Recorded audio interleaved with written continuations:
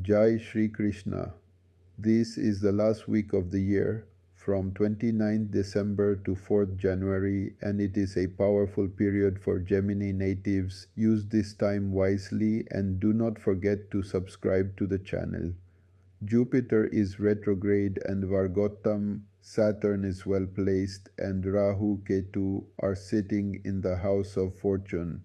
Mars and Venus are combust along with the Sun, but the Sun Mars and Mars Venus combinations are still very important because Mars and Venus are combust and placed in Kendras. Special care is needed regarding health, especially cold, cough, and dental problems. Marital and business relationships are slowly moving into a more stable phase. The ups and downs seen earlier now begin to settle. Saturn placed in the center adds aggression and exploration in profession, but Saturn is in a very strong nakshatra, so overall support remains positive. The week begins with the moon in Pisces, which is Vargotam until 7:41 a.m. on 29th December.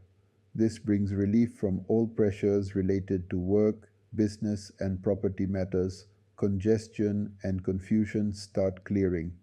On the same day, Mercury moves from Scorpio to Sagittarius. This is a very important transit. As long as Saturn remains in Pisces and Jupiter in Gemini, Sagittarius becomes highly exploratory. Any planet placed here gets activated. Mars rises, indicating liabilities. Venus rises, indicating mindset and expenses. This shows investments and rising expenditures. Sun and Mars may bring aggression, but since Mars is combust, Mercury also becomes combust. When Mercury comes under Saturn's aspect, this house gets temporarily frozen. For a few days, Sun, Mars, Venus, and Mercury all feel stuck. Jupiter and Saturn still provide expansion, but health issues, financial concerns, and mental rigidity may intensify. You may become very fixed in your decisions, especially regarding marital and business relationships. It is important to stay flexible and keep your mindset open. Venus, as second and 12th lord, sits in the seventh, so people dealing with marriage matters should avoid rigid decisions. Health needs special attention due to Venus Mars and Venus Mercury combinations, which increase cold, cough, allergies, and throat irritation. People with asthma should be extra careful as winter intensifies. Take cautious decisions in relationships, though business and professional life remains strong and supportive. On 29th December, the moon enters Aries and remains Vargotam until 1:20 p.m. The moon is aspected by Ketu and ruled by Combus Mars, so slight emotional weakness or fatigue may occur, but this phase is still productive. The Mercury-Jupiter exchange becomes active, boosting business, job, and professional growth. Once again, avoid stubbornness and take flexible decisions. Ketu's aspect with Mars creates an acute and inflammatory combination, so be careful about injuries, accidents, fire-related issues, and inflammation. Patients with diabetes, thyroid, blood pressure, asthma, and recurring cold or dental problems should be especially cautious.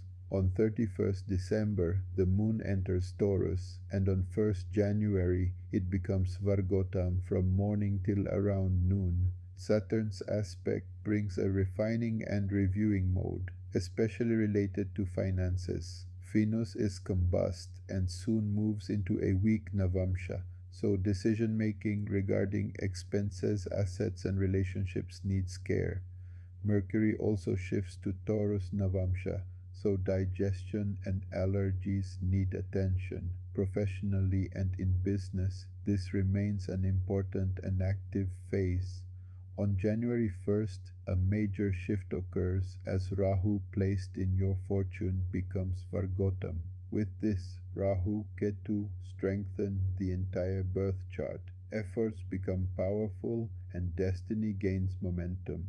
Some minor stomach issues or headaches may occur due to acidity, but overall Rahu provides strength and confidence. Take careful decisions regarding expenses, property deals, and asset liquidation.